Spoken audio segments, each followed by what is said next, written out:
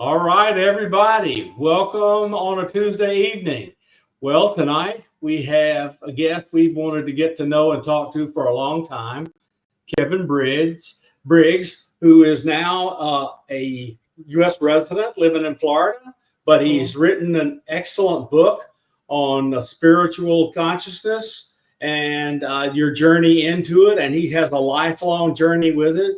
And he's got all sorts of interesting podcast lectures on tapping into the universal energy and this kind of stuff that we're all into in this, and the people that watch this channel. So, Kevin, we are very, very happy to have you here, and welcome. Lala just reached out and said it's time to have him on, and you said yes, and we're very grateful. Well, thank you both. Thank you, Bob and Lala, for inviting me. Without people like yourself, I can't get my message out there. So thank you. I think the work that you're doing is very important. So, and I follow Lala on Facebook anyway, with all her contacts and stuff. So we're just like a large family now. I think all the experiences coming together and sharing the experiences. And as I said before we started, Bob, that we've all got similar experiences that are interlocked, they're interreacting. It's woven into a new reality of humanity, really, I think, to take it to the nth degree, as it were, yes.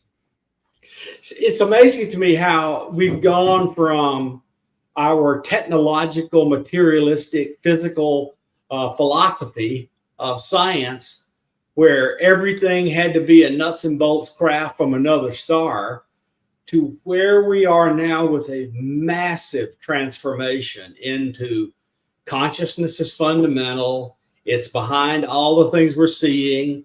Those that have non-human intelligences on board, they conduct their business with their consciousness interacting with whatever machinery they've wrapped around themselves. It is a pretty amazing change for a 70-year-old man like me to see all this happen and change in like the last few minutes.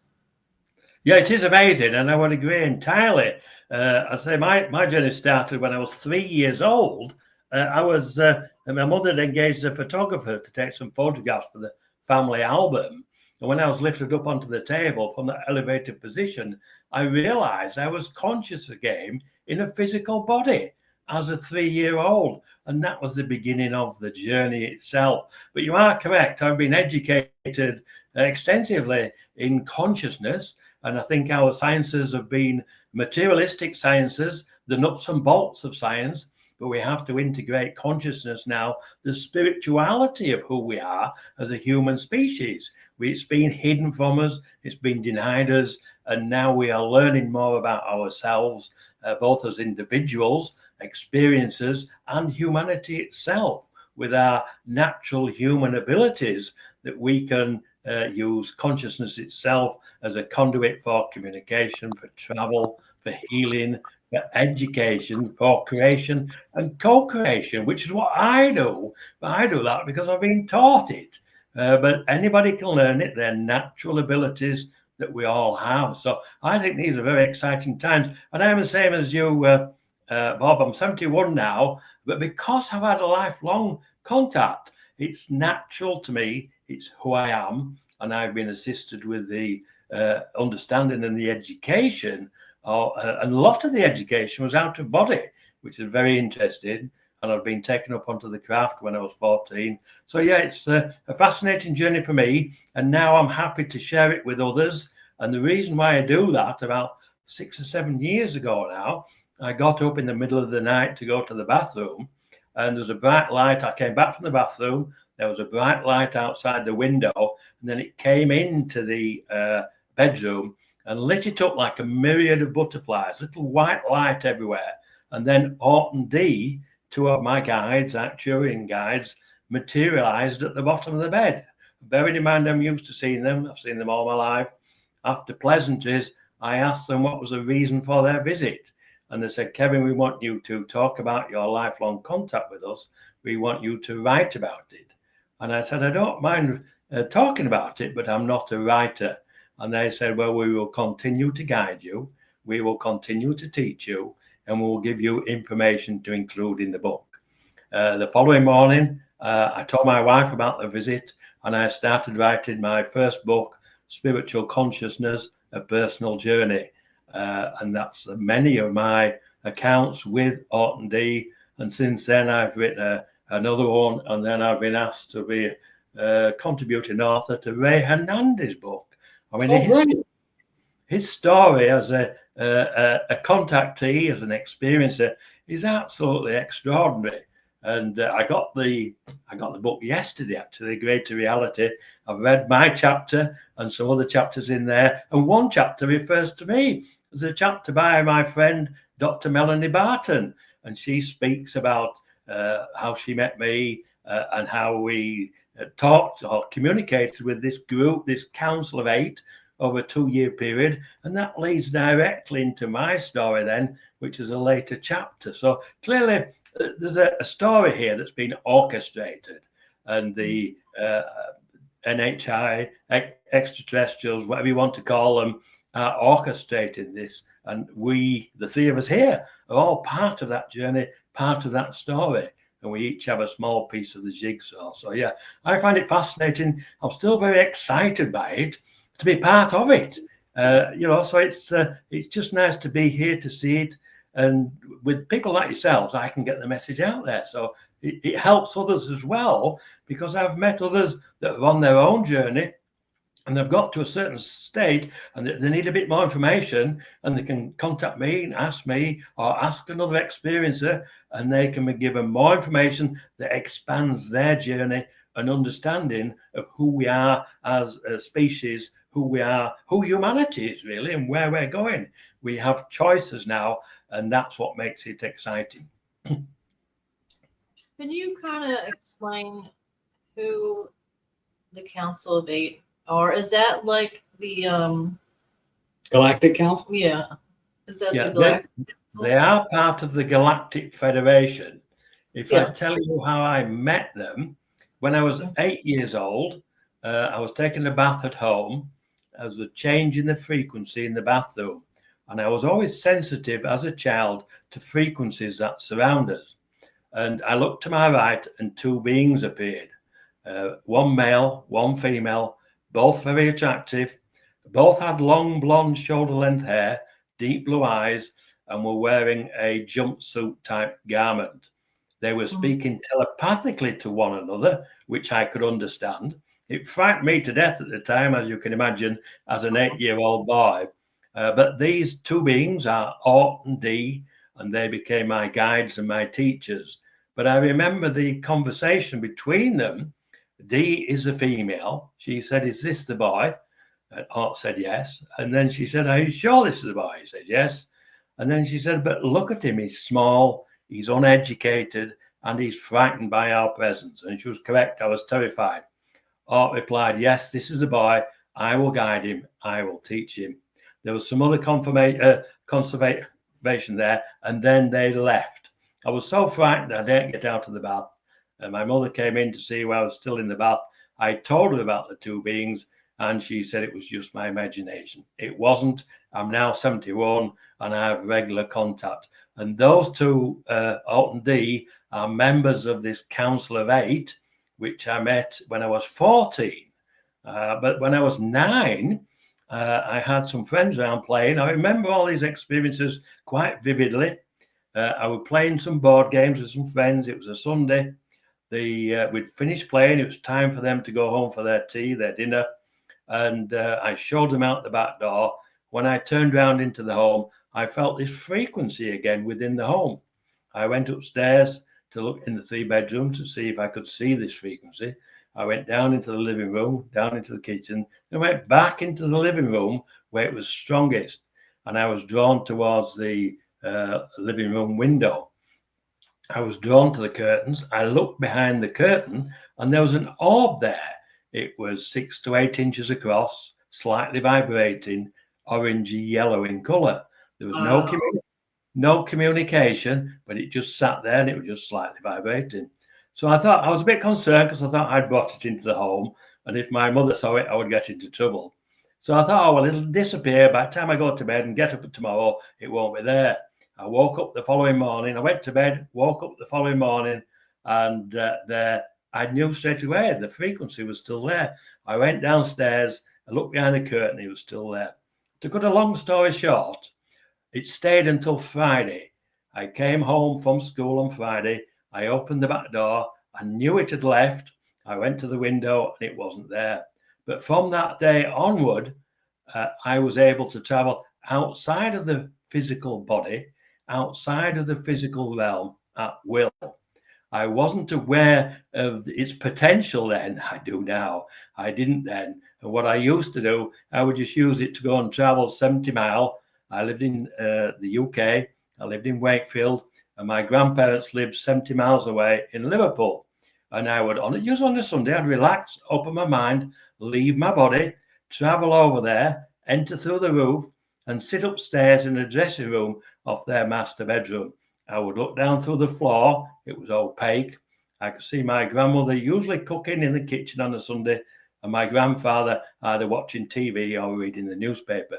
It gave me great pleasure to see them there, and I did that on a regular basis. But again, I didn't know the full potential. But when I was younger, I always wondered what would they have seen if they had come upstairs into the dressing room. And I know the answer to that now. They would have seen my pure conscious energy orb, which would have been 4 to 6 inches across, slightly vibrating, as the conscious energy orb behind the curtain was Ort. It was his conscious energy. So that was really the beginning of the learning in relation to consciousness, learning to understand the energies of consciousness. And then probably my next encounter, I would be 14. 14, I had a paper round. And every time I left the home to go and collect my papers, a UFO would appear above the home. As I'm going down to the store to get my papers, a second one would always appear. This was a regular occurrence. But while that was happening, I was always aware of a frequency behind a hedge, behind a wall. And on one occasion, I said, I know you're there. Can you show yourself? And these two small greys stepped out from behind the hedge, behind the wall. And I wasn't frightened. And I said, what do you want? And they said, well, there's a group of people that want to meet with you. I said, well, I've got my paper round to finish, and then I've got to go to school. I don't think I'll be able to go with you. They said, well, you can finish your paper round, and then if you come with us, we'll have you back in time for school. So I agreed. I finished the paper round, and I agreed to go with them. I was taken to, or transported, should I say, because I agreed to go. I was transported to a large mothership.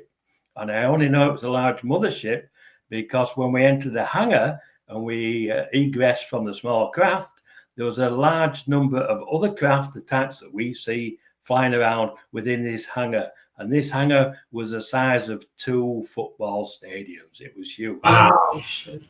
We were walking towards a door into the main craft, and there was a small grey working on a craft. And as I walked past, he waved. So I waved back just to be polite. And I've met him since. I've met him here as well now. Then I was escorted into the craft and escorted down to an amphitheatre. And the amphitheatre was full of people, all different beings. And down at the front on the stage, there was a table, and there was 8 beings there. I was taken down to the front and introduced to all 8. The first 2 were. Do they all look a little different? Yes, the 8? I'll describe them if you want, as I saw them. Okay. The first 2 were Orton D, the 2 that I'd met in the bathroom. Then there was Anna. She was a blue bird type being. She had like a duck beak and very tight blue feathers. And then there was a small grey. His name was Zark. And then there was the guy in the middle, Ra. He was Anunnaki. Very strong presence, very strong energies with him. And then Tag, he was a tall grey. And he told me he was responsible not only for the security of this Council of 8, but for this quadrant of the galaxy. And then the next, I was a little perturbed because it was a mantis being, and his name was Chica. He was very tall, over 6 feet tall, and I was a little bit perturbed by him. And then the last was female, Orla. She was a tall white, and she was very pale, very gaunt in her complexion, and she had long blonde. Well, it was translucent. The hair was translucent. You could see through it, and she was a tall white. So those were the 8 that I was introduced to when I was 14. I'm still in contact with all 8 to this day, and they're now reaching out to others, which I'm aware of. And Orton D have been the main educators, but I do have contact with the others. Zark, he's a mathematician. I know quite a bit about him. He's a mathematician, an engineer. He designs propulsion systems. He's from the Pleiades system. He has 3 offsprings. They refer to them as offsprings. So and he does have a sense of humor because he moves my wife's personal things around our home. So yeah. Sorry, did you have a question there, Bob? Do you have a question? Yeah. Oh, yeah. So, yeah, of course. I just made sure you got your basic ones out. So, when I was 3, I woke up, walked into where my mother and her best friend were gossiping, smoking, and drinking coffee. And I walked over to the bookshelf and grabbed a book and opened it up and began reading it to them. And after that, they were shocked. So they began testing me, and pretty soon they realized that I could read. Now, I have no memory of what went on. So my life continued on, but it became clear after that to everyone around me that I had an intellect which was not usual. And at 10 years old, it literally exploded. I built my own telescope. I spent my time at night out in the yard looking at the stars. I helped my neighbor build the largest fossil collection in the state of Alabama. I memorized Gray's Anatomy from cover to cover. But in the interim, in the 2nd grade, everybody knew I was into science. My 2nd grade teacher called my mother, told her to come up to the school. There was no problem, but she wanted to show my mother something. And I was out on the playground. She says, don't make a noise, don't attract attention, just watch. And I had basically the entire playground in front of me while I was under a pine tree. And I was talking, and she couldn't quite make out what I was saying. And my teacher says, he does this almost every day, and he has them enthralled. And these are 8 and 9-year-olds he is teaching science to. And she says, I've heard it. It's just the most amazing thing ever. And so that's kind of my life went on, and I, did all sorts of really interesting stuff academically. Graduated from high school with all sorts of honors, all that kind of stuff. And I went off to university with my hometown girlfriend and going to the same university. So early in the school year, we drove home after I picked her up on a Friday evening to make the 2-hour drive home. And on the way, we wake up in the middle of nowhere, no idea where we are, and realize that we're an hour and a half behind schedule with no idea how we got there. So we drove home, and I apologize for getting lost, that we were just chit-chatting. I probably made a mistake, and I was sorry. I hope everybody wasn't worried. And I totally forgot about it until we went back to school. And then I had this overwhelming urge. It was just like I was obsessed with doing what needed to be done immediately. I stopped studying pre-medicine. I left that school and went to another one. And I became what I am today, which is an applied mathematician, physicist, computer science, and engineer. Those kinds of things. They just totally remolded my life. And since then, I don't recall any serious missing time experiences till I was with her. But I would get downloads my entire life. I often did not understand everything in the download, but I had a penchant, an ability to attract those people to work with me that could fill in my gaps. And we turned it into all sorts of things, including 2 companies. And Kevin, do they often deny you any direct knowledge that they are interacting with you like that, but just no. this If I want and let something, it go. if I Well, it's want just really something, hard. yeah, if I want something, I You're muted. ask them, and they will give me the You're answer still muted. in many modalities I that can't they hear you. use. Can you not hear me? Oh, Can't hear you. I haven't Can't done anything. You're breaking up as well now. So I wonder what's happening. Can you hear me now? I haven't touched anything. So. Yeah. All right. Let's see what we can do here. I don't know why you're not working. I'm going to take you off and bring you back. Okay. All right. Let's try it again. Okay. Can you hear me now? Can you hear me? I can hear you. Yeah. Can't hear you. Can't hear a word. Let me see if I can do it from my end. If I mute myself, see if you can hear me. We'll lose all our live stream. Everything does. Well, that's strange. I have had this happen before where we lose. I see. They say it's us that's breaking up. Okay. Hold on. Wait one. Okay.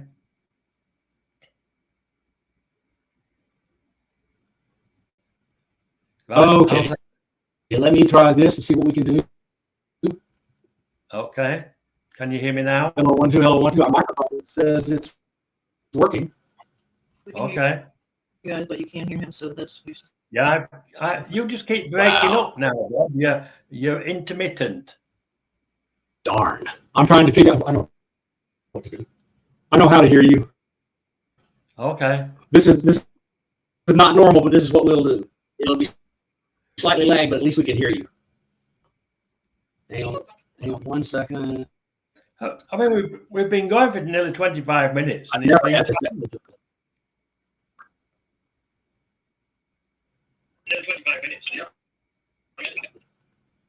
Oh, okay. So what we're going to do is listen to you talk on YouTube while we have our microphone muted. And what question do you want to ask?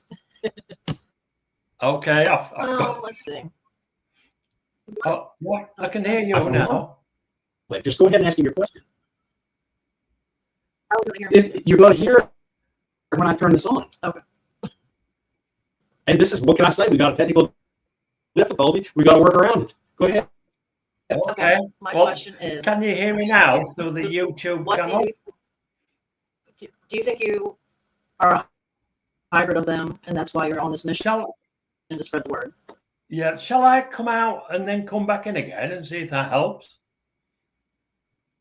I can do that. No, nothing at all. It's definitely us. Oh, okay. Well, I say you were fine, and then you started breaking up, but I'll let you finish because I could get the gist of what you were saying.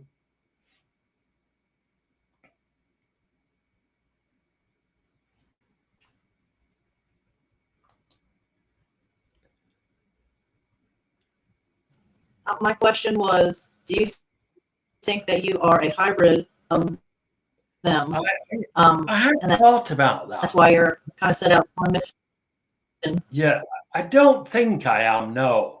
I just think I'm a normal human that's been educated. But I do think, I know that our DNA has light-coded frequencies within them.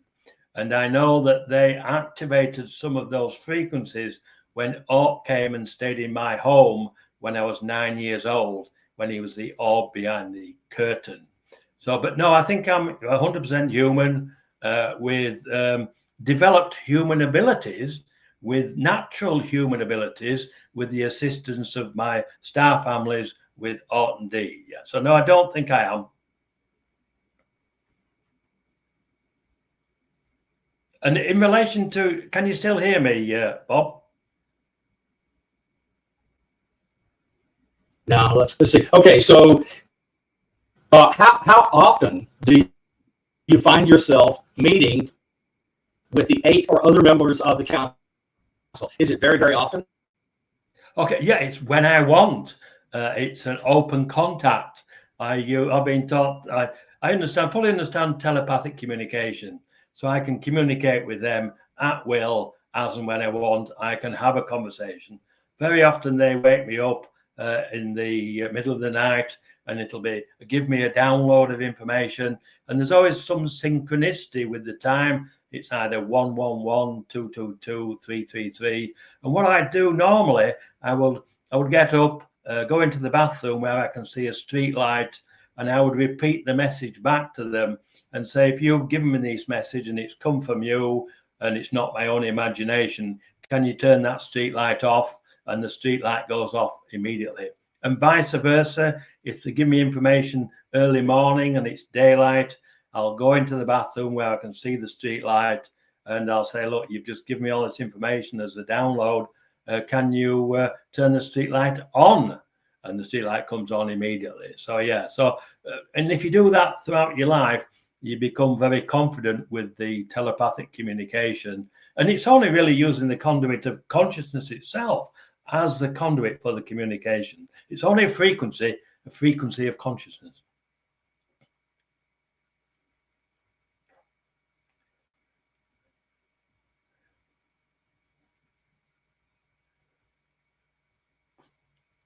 All right, ask your question. I agree with everything you said. By the way, that's really cool that you can do that with the lights, to turn the lights on and off. I think that's amazing. And it's validating, so you know you aren't crazy. Because that's a big thing. Am I going nuts or is this real? So I think that's yeah, I can't hear you. You're breaking up, Lala. Yeah. I understand this. Oh, really? Should we come out and come back in again, all of us, and see? He said he would go in and out. No, it won't work. Will that crash it? Okay. Hang on.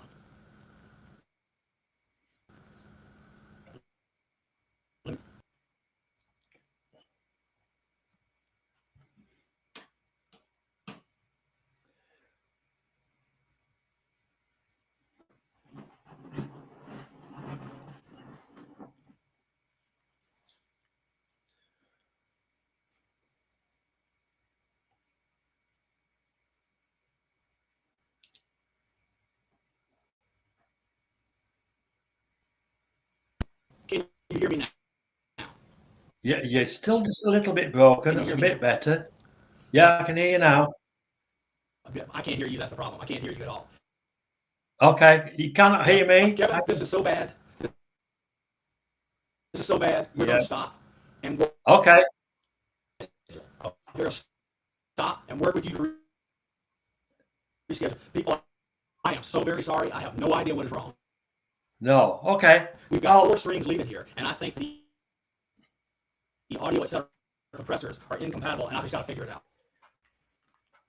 So, Kevin, we are going to leave, and I'll work with you to reschedule because I hate that this happened. Okay. And I'm really sorry about it. Okay. We'll speak later then. Bye-bye.